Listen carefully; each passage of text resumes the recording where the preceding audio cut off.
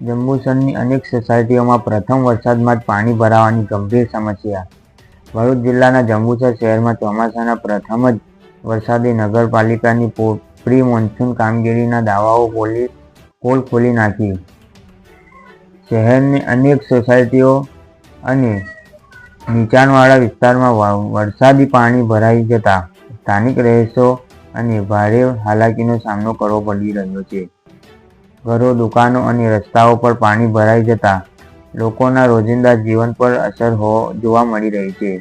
અહેવાલ મુજબ Noorani society, Amad park, green park, Chandni વિસ્તાર તેમજ અન્ય અનેક રહેણાંક વિસ્તારોમાં પ્રથમ વરસાદમાં જ પાણી ભરાઈ ગયા હતા. મુખ્ય માર્ગો પર પણ પાણી ભરાવાના વાહન ચાલકોને અવરજવર કરતા મુશ્કેલીઓ પડી હતી. કેટલાક સ્થળોએ પાણીના કારણે વાહનો બંધ પડી જવાના બનાવો પણ બન્યા હોવાનું સ્થાનિકોએ જણાવ્યું હતું. આ મુદ્દે જંબુસર નગરપાલિકાના પૂર્વ વિપક્ષના નેતાઓ પાલિકાની કામગીરી સામે ગંભીર સવાલો ઉઠાવ્યા છે.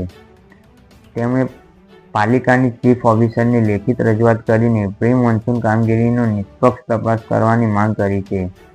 તેમના જણાવ્યા અનુસાર વરસાદ પહેલા ગટર સફાઈ, વરસાદી પાણીના નિકાલની વ્યવસ્થા અને નીચાણવાળા વિસ્તારોમાં જરૂર કામગીરી યોગ્ય રીતે કરવામાં આવી નહોતી, જેના કારણે પ્રથમ વરસાદમાં શહેરમાં પાણી ભરાવાની સ્થિતિ સર્જાઈ છે.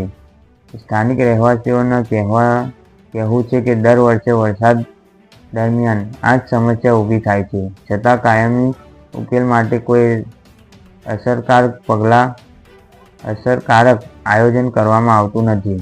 ગટર લાઇનનો નિયમિત સફાઈ, વરસાદી પાણીના નિકાલ માટે નવી ડ્રેનેજ વ્યવસ્થા અને રસ્તાઓનું યોગ્ય લેવલિંગ જેવી કામગીરી સમયસર કરવામાં આવતી નથી.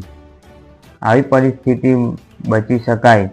પૂર્વ વિપક્ષના નેતાઓએ માંગ કરી છે કે જ્યાં જ્યાં પાણી ભરાય છે તે વિસ્તારોનું તાત્કાલિક સર્વેક્ષણ કરીને કાયમી ઉકેલ લાવવામાં આવે. સાથે જ પ્રી મોન્સૂન કામગીરીમાં જો કોઈ પ્રકારની બેદરકારી અથવા અનિયમિતતા થઈ હોય તો જવાબદાર અધિકારીઓ સામે યોગ્ય કાર્યવાહી કરવામાં આવે. આ સમગ્ર ઘટના એ જંબુસર નગરપાલિકાની વરસાદ પૂર્વેની તૈયારી અંગે અનેક પ્રશ્નો ઊભા કર્યા છે. હવે સ્થાનિક નાગરિકોના નજર પાલિકા તંત્ર પર છે કે આગામી વરસાદ પહેલા પાણી ભરાવાની સમસ્યાનો કાયમી ઉકેલ લાવવા માટે કયા અસરકારક પગલાં લેવામાં આવે છે. નાગરિકોની અપેક્ષા છે કે તંત્ર માત્ર આશ્વાસનો આપવાને બદલે વાસ્તવિક કામગીરી કરીને વરસાદી પાણીની ઝડપથી નિકાલ કરી સુવિધા ઊભી કરે, જેથી ભવિષ્યમાં લોકો આવી મુશ્કેલીઓનો સામનો ન કરવો પડે.